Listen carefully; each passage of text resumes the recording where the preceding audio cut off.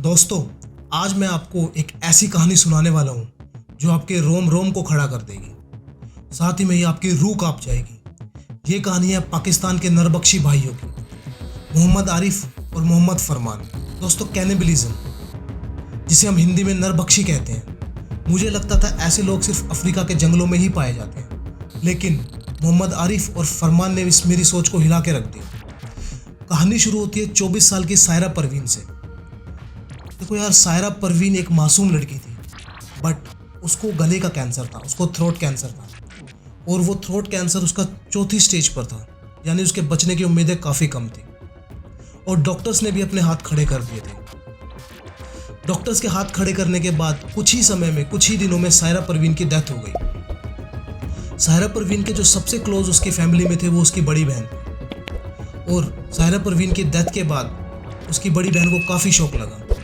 वो सायरा परवीन के लिए कुछ करना चाहती थी। सायरा परवीन की डेथ के तुरंत बाद पाकिस्तान के दरिया खान डिस्ट्रिक्ट में एक कब्रिस्तान में उसको दफना दिया गया। उसकी बहन अभी भी काफ़ी शौक में थी और वो चाहती थी कि वो सायरा परवीन के लिए कुछ करे। तब घर के बड़ों ने उसकी बहन को सलाह दी कि अगर वो सायरा परवीन की कब्र के पास जाकर उसके लिए दुआ करेगी तो हो सकता है उसकी आत्मा को शांति मिल सके। अगले दिन सायरा परवीन की बहन अपनी छोटी बहन के लिए दुआ करने उसकी कब्र पर गई। जब उसकी बहन दुआ करने कब्र पर गई तो उस कब्र की हालत को देख के उसकी बहन की चीखें निकल गई, क्योंकि पूरी कब्र फिर से खुदी हुई थी और कब्र के अंदर से लाश भी गायब थी। आनन फानन में उसकी बहन ने घर वालों को इकट्ठा किया और तुरंत ही पुलिस को इन्फॉर्म किया गया। मौके पर पुलिस आई। पुलिस के आने के बाद जब पुलिस ने उस कब्र की हालत देखी तो एक बार को तो पुलिस की भी पैरों के नीचे से जमीन खिसक गई।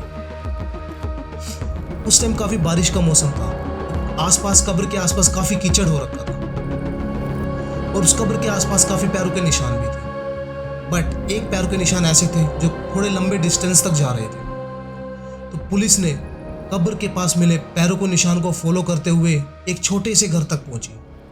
उस छोटे से घर का गेट था, उस गेट को, वो जो गेट है अंदर से बंद था। पुलिस ने काफी कोशिश की उस गेट को खोलने की और उस गेट को काफी देर तक पुलिस ने खटखटाया, लेकिन अंदर से किसी का जवाब नहीं मिल रहा था। थोड़ी देर के बाद जब पुलिस को अंदर से कोई भी जवाब नहीं मिला तो पुलिस ने उस गेट को तोड़ दिया।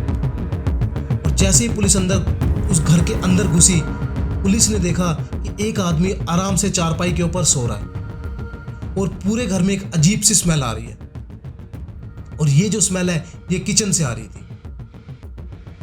उसके बाद पुलिस उस स्मेल को फॉलो करते हुए आरिफ मोहम्मद के किचन के अंदर गई। किचन के अंदर एक बर्तन के अंदर ऐसा लग रहा था कि कोई सब्जी बन रही है, लेकिन पुलिस को क्या पता था कि वो उस बर्तन के अंदर सब्जी नहीं बल्कि इंसानी मांस पक रहा है, और उसी बर्तन के एक तरफ हड्डियों के टुकड़े पड़े हुए थे।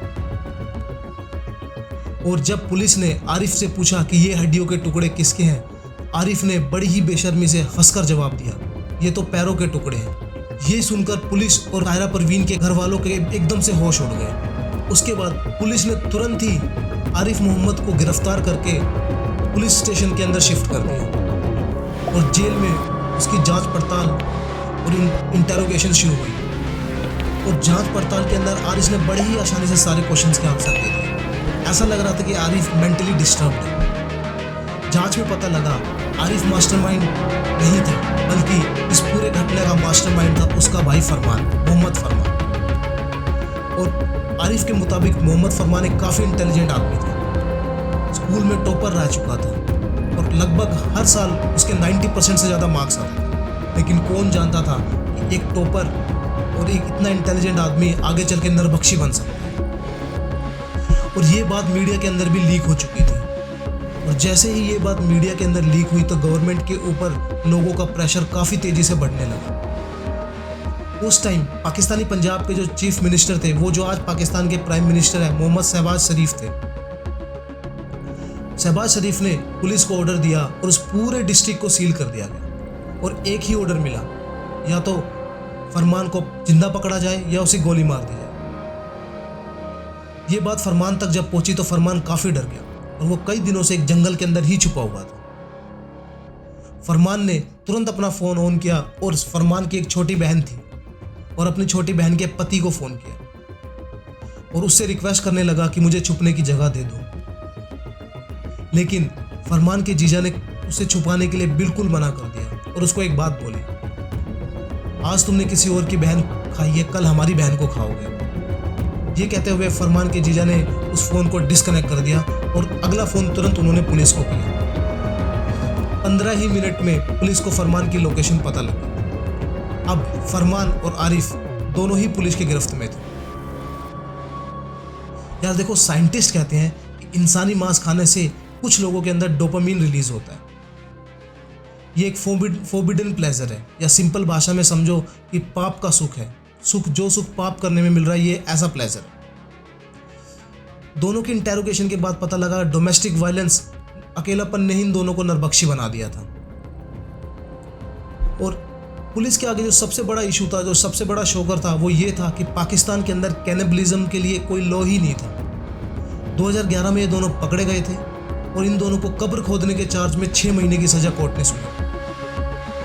और 6 महीने के बाद जैसे ये लोग दोनों छूट गए, 2014 और 2011 से लेकर 2014 तक इन्होंने फिर से ये हरकतें शुरू कर दी और 2014 के अंदर इनको फिर से गिरफ्तार कर लिया गया। इस बार पुलिस भी इनसे काफ़ी परेशान थी और गवर्नमेंट भी काफ़ी परेशान थी कि बार बार लोगों का प्रेशर बन रहा था। तो 2014 के अंदर इनको एंटी टेररिज्म एक्ट के अंदर गिरफ्तार किया गया और 11 साल 4 महीने की जेल हुई। आज भी ये कहानी इंसानी दिमाग के अंधेरों का सबसे बड़ा सबूत है। दोस्तों, आपको क्या लगता है कि ऐसे लोगों को कभी सुधारा जा सकता है? कमेंट्स में अपना जवाब जरूर बताएं और ऐसी ही स्टोरीज सुनने के लिए द हिडन फ्रंट को जरूर सब्सक्राइब करें। Thank you.